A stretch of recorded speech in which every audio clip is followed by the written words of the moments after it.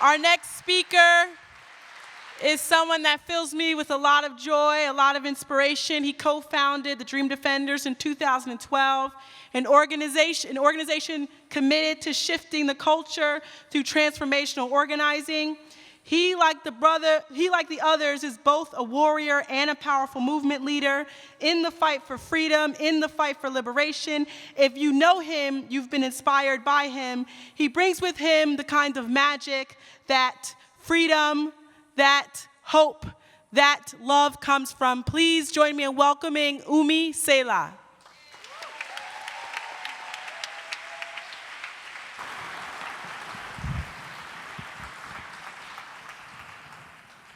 There's some rattlers in the building. Some FAMUans in the building. What? Oh my goodness. Okay, I kind of lost my voice chanting in Philadelphia with some young people, so you all bear with me. I know I'm the last thing that stands in between you and a happy hour, and so I won't tarry before you long. I also know that if anybody knows knows me, you're probably asking, where is the timekeeper? Where is the timekeeper? One day, when the glory comes, it will be ours. It will be ours. Oh, one day, when the war is won, it will be sure, it will be sure. I want to introduce myself. My name is Umi Selah.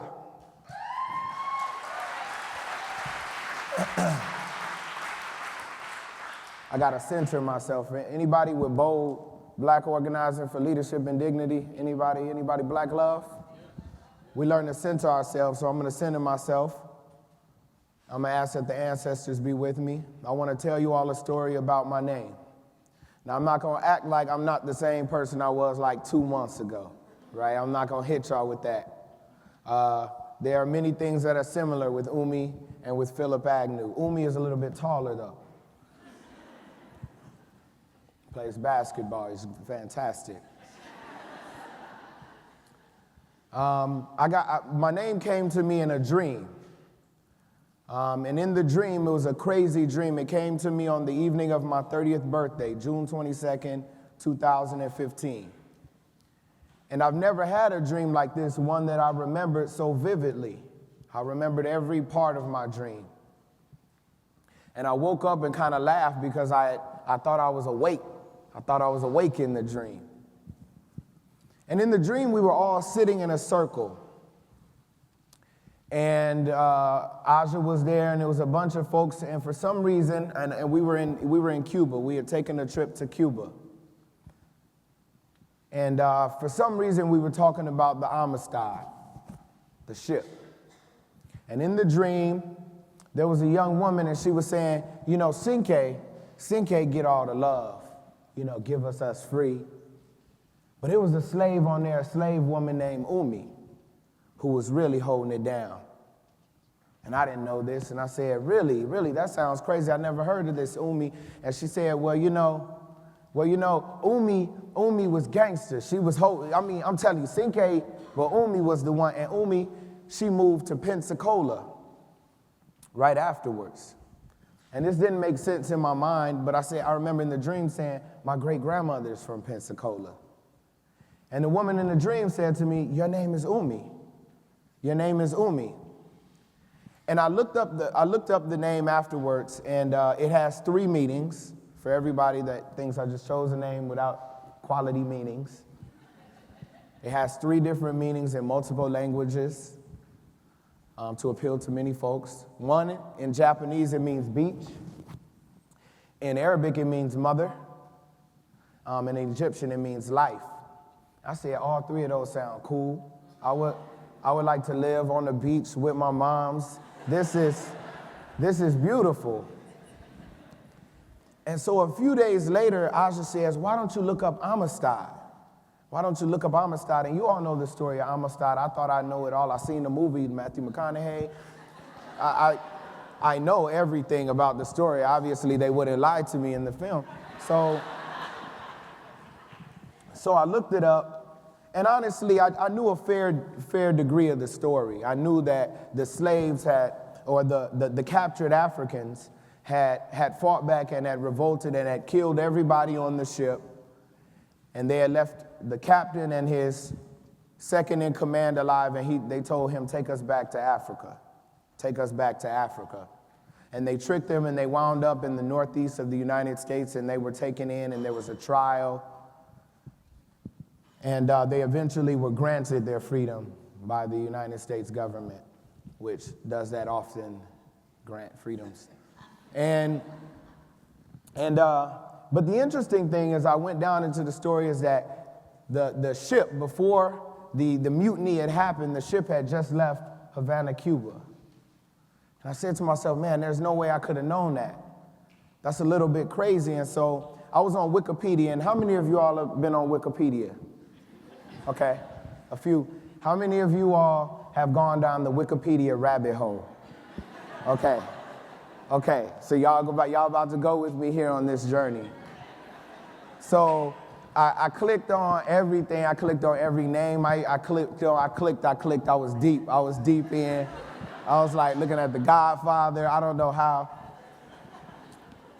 But I began reading about the experience of our people on slave ships. And it was then that I began to really feel that the literal meaning of my name was trivial compared to the journey that I was supposed to be on. I've still got a journey that we could talk about at, Law for Black Lives 12, about my family in Pensacola and in Cuba. But I began to read about the experience of our people on slave ships. And that shit was horrible, y'all. One of the stories that I read was of an abolitionist reverend who fancied himself an abolitionist pirate. And what he would do was, after the transatlantic slave trade was abolished, he would go with a bunch of abolitionists to the high seas and look for slave ships. And they would board them and they would liberate the slaves. It was a pretty gangster dude. And in one of the stories, he talked about boarding this one specific slave ship. And on the slave ship, he began to describe in vivid detail the conditions of the ship. And he said that the stench was one that would cause a man or a woman to collapse. And he spoke about a ship that had been at sea for 17 days, storing over 500 Africans when it left the west coast of Africa, minus 56 that it had thrown overboard. And he talked about opening the hull, the grate that covered our people. And he talked about how small the area was. They were stacked side to side to side, laying down. Some of them chained 2 and 3 together, stacked like muffins in an oven. And he said the height from one floor to the next wasn't wide enough for them to ever turn. And so for sometimes months, our people would lay just like this in their own stool, in the stool of their neighbors, in their own vomit. And he said there was a part of the ship where our people were stuffed in between each other's legs, hands in between legs, and some of them had to sit, hadn't found the space to lay down for 17 days. And he said on board the ship, it was 89 degrees, but the temperature couldn't read how hot it was, that smell that emanated from the bow of that ship. And there was a portion of there, as he rounded out his depiction of it, where I recall he said, he was telling his abolitionist friends what he had seen on the ship, and they said, brother, that's nothing. Because we boarded a ship just a little while ago where the slaves were tied 2 and 3 together, and sometimes we would pull one and the other 2 men would be dead, chained to them. And he said that There was a suffocating, stifling stench in that they could not breathe. Many of them were in various stages of suffocation and death. Some of them were foaming at the mouth.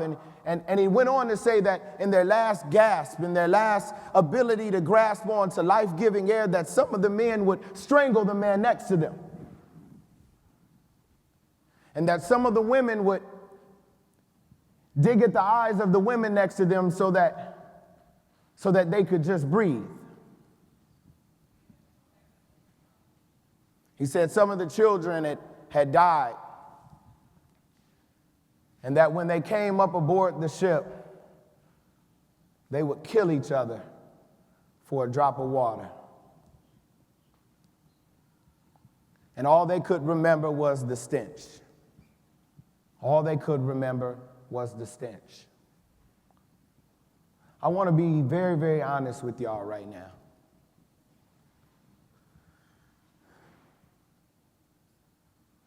I'm not a movement leader. Sometimes I feel dead inside. Because in this movement moment, sometimes I feel suffocated by a stench of death. Sometimes I feel numb. Things that would cause my thumb to stop and pause now, I can pass up without the slightest glance. Every day I'm inundated with news of somebody dying, with the grotesque details of the last seconds of some of our sisters and brothers' lives, and I gotta be honest, I'm tired of it. I can only speak for myself, but sometimes I feel a dark cloud over the movement. I feel that we've decided to show folks that Black lives matter by proving that only Black deaths matter. I want to be honest with you all for a second and tell y'all that I'm not a movement leader.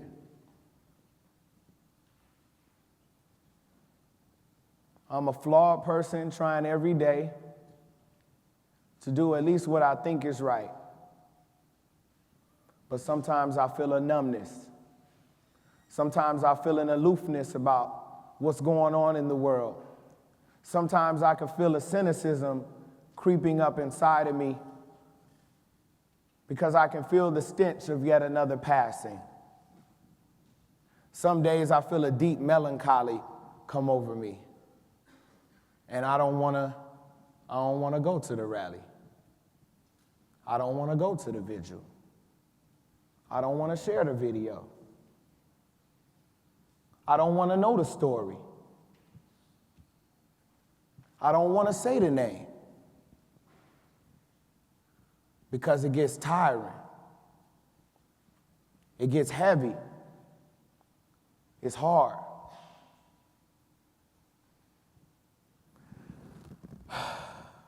Damn, it feel good to say that. You know, we're in a moment right now of great critical importance to the future of all of us. We're in a moment where we've got to remember that our lives truly do matter, and we've got to prove that far before we deliver the eulogy. That our communities do matter far before blood runs in their streets. That our families matter far before their fathers and their mothers and their sisters and their brothers and their siblings are ripped from them. We've got to stop making celebrities out of people just doing their human duty. We've got to stop making celebrities out of families that have lost theirs. And we've got to remember that no matter what you say, many of us are still on that slave ship. And we'll strangle somebody just to get a little breath of air. We will dig into the brains of our sister just to get one little piece of air while they live in abundance. We've got to remember who the enemy is. We've got to remember who's the one holding the whip. And we've also got to remember a crucial thing. Because I'm a Gemini Cancer, so I don't be sad all the time. I could get happy. And I'll end it here. You know, the more Hotep of our community, they would tell you that we all came from kings and queens. And we all came from the people that built the pyramids. I've come to tell you that that is a lie. That but by virtue of you being here, you probably were not a king or a queen. That you probably were just a farmer. And in the middle of the night, slavers came to take your forefather and your foremother. And in the middle of the night, scared, not knowing what happened, they were placed in the bow of a ship, arm to leg, arm to leg, arm to leg, arm to leg. I'm here to tell you that you weren't a king or a queen, but you were then a slave and you were taken to the point of no return. And your foremother and your forefathers scratched at the walls. They screamed out to Oshun in their language. They begged for forgiveness. They begged for help. They wondered what they had done to wind up in Mississippi. And they cried as their father was ripped from their family. And you weren't a king or a queen, but your forefather and your foremother, they worked every day and night beneath the beating sun of Alabama. And they cried when they saw black bodies swinging from those southern trees. They knew very well the stench of burning flesh. I came to tell you that you were not a king or a queen, but your forefathers and foremothers plowed a plot of land. After freed by this great government of ours, they plowed a plot of land that they planned to be yours. And raiding cowards in white robes came and sought to take that land away. And your forefathers and your foremothers decided to run north. No, you weren't a king or a queen, but they decided to settle in Cleveland and Chicago and in New York and in St. Louis. And late at night, they would think about you. And they said, I don't have much to give but my life, and I will give it for you. And every single day they withstood the insults. They withstood the boy, the girl. They withstood the sitting in the back. They withstood the fear and the fury of police. Because they knew that they didn't come from kings or from queens, but they came from survivors.